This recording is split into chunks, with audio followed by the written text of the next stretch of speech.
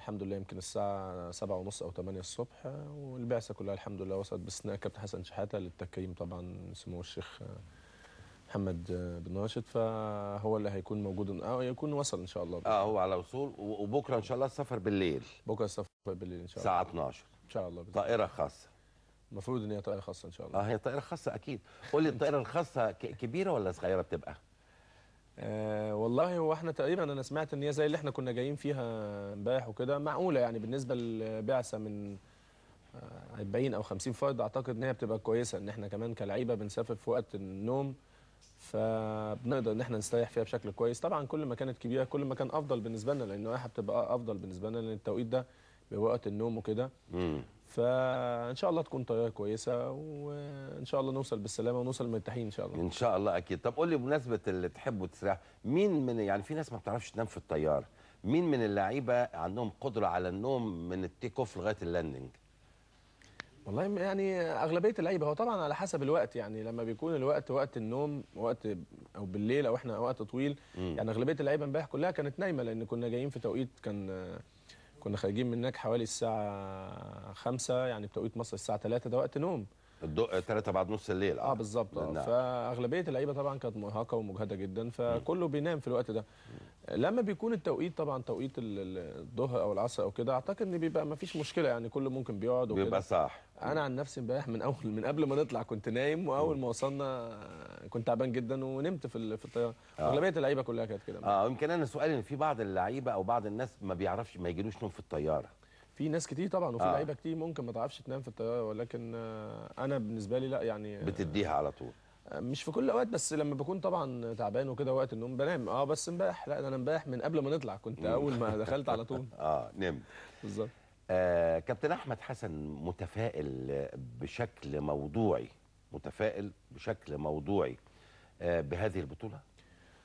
التفاؤل طبعا شيء مهم، يعني لو ما فيش تفاؤل يبقى ما فيش داعي ان احنا نروح من الاصل، يعني طبعا لا، في تفاؤل، واعتقد ان احنا عندنا حاجات كتير لو قدرنا ان احنا نحافظ عليها تساعدنا ان احنا نحصل على البطوله ونعمل انجاز اعتقد ما اتحققش في الكره الافريقيه قبل كده خالص، ان فرقه تفوز ب3 بطولات ورا بعض متتاليه، ده لسه يعني ما فيش منتخب عملها، منتخب افريقيا عملها.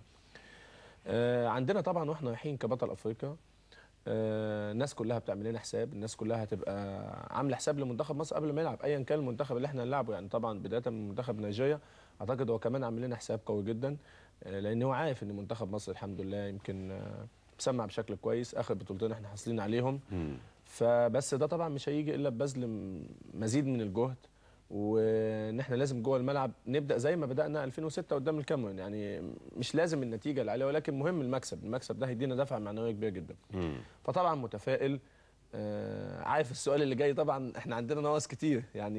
يعني مدى تاثيرهم الحقيقي، يعني انت النهارده كراجل نجم كبير في المنتخب اكيد لعبت مباريات كتيره في وجود ابو تريكه وفي وجود عمرو زكي تحديدا الاثنين دول، وطبعا بركات لما كان بيبقى بديل كان بيخش وبيشتغل وبيلعب كويس، وهضيف عليهم شوقي وهضيف عليهم ميدو، يعني كل دي محمد شوقي او طبعًا ميدو طبعا، بس ميدو لعب معاكم من فتره اعتقد.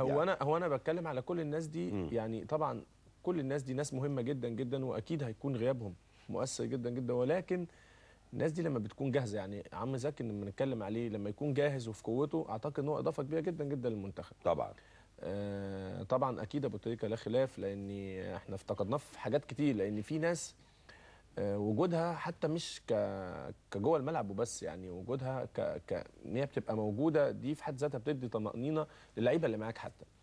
فده ده ابو تريكه من الناس دي، يعني اللي هو انت لما بيبقى موجود معاك بيبقى طبعا في اي وقت. ويمكن لسه كنت بتكلم مع حد وبقول له ان احنا يمكن في 2008 اللي ميزنا ان احنا ما كانش في فرق مين موجود مين مش موجود، مين غايب مين مش غايب، اي حد بيبقى موجود كلنا مكملين لبعضينا، وده اللي نجحنا البطوله اللي فاتت. فاكيد الناس دي طبعا غيابها مؤثر جدا، ولكن اللي موجود الحمد لله، يعني اللي موجود لعيبه طبعا برضو كلهم اعتقد ان هم القوام الاساسي للمنتخب برضو، بالاضافات اللي علينا اعتقد ان هم ان شاء الله يضيفوا لينا ويعلونا كمان، وان شاء الله نشوفهم، لان هم احنا فينا ميزه الحمد لله، اي حد بيدخل علينا بيدخل فينا على طول، يعني ما بيحسش ان هو جاي، ما بيحسش حته رهبه دخول المنتخب لاول مره او كده، يعني اغلبيه اللعيبه اللي موجوده تحتضنوهم على طول. على طول جميل. يعني. ودي روح الحمد لله اللي مميزه الجيل ده. يمكن لما بنيجي نقول دايما ان الجيل ده من افضل اجيال جت دي في تاريخ حقيقه، مصر، دي حقيقه. مش كناحيه فنيه وبس، لا كناحيه فنيه وكناحيه سلوكيه، لان كمان الحب اللي بيننا وبين بعضينا والاخلاق اللي بيننا وبين بعضينا دي بتنجحنا. وانا بقول ان اي منظومه فيها حب وفيها احترام بين الجميع اعتقد ان اللي بينجحها. قبل ما اوريك تقرير حلو كده ان شاء الله ليك جميل مجهزه محمد نصر، مباراة مالي الأخيرة اللي انتوا لعبتوها وانتوا كنتوا بتلعب في وسط الملعب، وكنا بنلعب بعماد متعب فقط لا غير راس حربة. أكيد الفنيات دي كلها من اختصاص الكابتن حسن، ده أكيد، وأنا عارف ده عشان تاخد راحتك في الحوار، احنا بندردش. هو انا هوضح لحضرتك، احنا ما كناش بنلعب بفوت، بس انا هسيب حضرتك تكمل لي بالظبط ايه السؤال وبعد كده أنا هوضح. سؤالي إنه في الجزء الأولاني من المباراة يعني حسينا إن عماد متعب وهو راس الحربة المفروض اللي يبقى مواجه للمرمى باستمرار بيضطر يسقط في وسط الملعب كتير يا احمد، وبيروح على الاطراف كتير، وما كناش عندنا كثافه جوه ال 18. سؤالي، هل يعني انت حاسس ان راس حربه واحد قادره على تحقيق وتطوير شق هجومي جيد لمنتخبنا في البطوله؟ هو مبدئيا احنا ما كناش بنلعب براس حربه واحد طبعا. احنا مبدئيا احنا كنا بنلعب باثنين راسات حربه واثنين صراحه، زيدان وعماد متعب. ويمكن احنا الشوط الاولاني يا كابتن مدحت احنا لينا اكتر من 4 أو 5 فرص مؤكدين اهداف. يعني في يمكن كوره زيدان اللي متعب لعبها لي وبعد كده انا لعبتها له، هو عدى وعملها، وبعد كده متعب وانا ضاع مني هدف، وزيدان ضاع ومتعب ضاع منه كمان هدف. فلا في يعني احنا ما كناش، كان في 2 صراحه زيدان يعني زيدان كان نازل راس حربه راس حربه. بس هو طبعا طبيعه لعب زيدان بيسقط كتير، مش موضوع بيسقط، هو بيحب يستلم في مساحات خاليه. فطبيعي ان هو بتلاقيه بيروح على طرف الملعب بيستلم وبيجي بوشه، لان دايما خطوره زيدان انا بقول لما بيستلم وبيجي بوشه مش لما بيكون بظهره. فهو دي طبيعه لعب، انما هو كان بيلعب جنب عماد متعب فوت صريح. وكان في 2 طبعا بيكملوا من تحت، انا وحسني كنا بنكمل مع عماد وزيدان. ويمكن انا ضيعت هدف في تكمله نفس الحكايه اللي هو متعب حطها في الحيث ورجعت منه وانا كملتها وضاعت وكده. فكان في تكمله يمكن.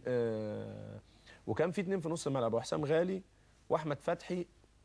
اللي يمكن انا كان في مداخله بيني وبينك بعد المباراه على طول لما وضحت لحضرتك، قلت لك ان احمد فتحي بيلعب كاليبرو بس مقلوب، يعني اللي هو بيلعب قدام الاثنين الاستوبات اللي هو كان فتح الله ووائل جمعه بالظبط. بس احمد فتحي دايما بيروح طالع على نص الملعب جنب حسام، واحنا بيبقى لينا يعني حريه هجوميه شويه انا وحسني، يعني ممكن لينا ان احنا اولويه ان احنا نكمل والاثنين المهاجمين واحمد فتحي يثبت هو حسام غالي بالظبط كده. فلا طبعا ما كانش فيه الحمد لله كان شكلنا كويس. لا كان شكل جيد، بالظبط. كان شكل جيد. الاطراف برضو يا احمد يمين وشمال ما كانش برضو التكمله فاعله قوي، هل كان في تعليمات للوقوف شويه في وسط الملعب؟ لا مش كده والله، هو طبعا يعني ما كانش فيه طبعا. بالعكس يمكن الكابتن حسن من الناس اللي يعني دايما بيحب اللعب الهجومي، يعني بيحب اللعب الهجومي، ودايما الباكين بيدوا لهم حريه ان هم يتقدموا. ويمكن حتى هو اتكلم بين الشوطين مع سيد ومحمدي على النقطه دي ان هو فعلا لازم يكملوا بشكل قوي. الشوط الاولاني اتكلم ما بين الشوطين طبعا اتكلم معاهم وقال لهم يعني ما فيش اي مشكله وكملوا، يعني احنا بنلعب ماتش عايزين نشوفكم، عايزين تروحوا يعني لسه عايز اشوف سيد اللي انا عارفه وعايز اشوف محمدي نفس الحكايه. هو مشكله ممكن التوفيق وعدم التوفيق. يعني النهارده ممكن مثلا سيد ما كانش مثلا في الشوط الاولاني بيكمل بنفس الشكل، والشوط الثاني بدا يزيد فتح شويه بالظبط. ومحمدي يمكن كان نمرة 10 اللي كان بيلعب عليه لعيب كويس قوي قوي، وكان شويه موقفه، وكنت انا دايما اللي واخد الحته اللي هي اللي قدام دي، فممكن برضه كان قلقان شويه. انما اعتقد كل ده ان شاء الله يعني كل ده يتظبط وكل الامور تتظبط ان شاء الله مع بدايه اللقاءات وكده. بس هو طبعا عامل التوفيق ان شاء الله يكون معانا. لكن بس انا حبيت اوضح جزئيه ان احنا بنلعب فريق واحد، لا احنا ما بنلعبش فريق واحد. بتلعبوا ب2 فراوده صراح، ب2 فراوده زيدان وعماد متعب. يعني في المباراه دي كان زيدان وعماد متعب. نعم. وادوها بشكل كويس. وزيدان الحقيقه كان فايق جدا بالظبط، يعني كان فايق وماسك كورته جميل في الملعب، شكله جميل. انما طبعا هو في الاول وفي الاخر طبعا هو الجهاز الفني هو اللي هيحدد الشكل اللي هيلعب بيه، هو اللي هيحدد الطريقه اللي هيلعب بيها. ومن جايز ان ممكن بعد كده ان هو يكون في فرد واحد واثنين من تحتيه، يعني ده برضه كل شيء وارد. وجايز 2 فراوده ما هو احنا واحد انت بتقول انه زيدان، اصل احنا احساسنا، عارف احنا يا كابتن احمد احساسنا ان زيدان عاده بيبقى تحت شويه، يعني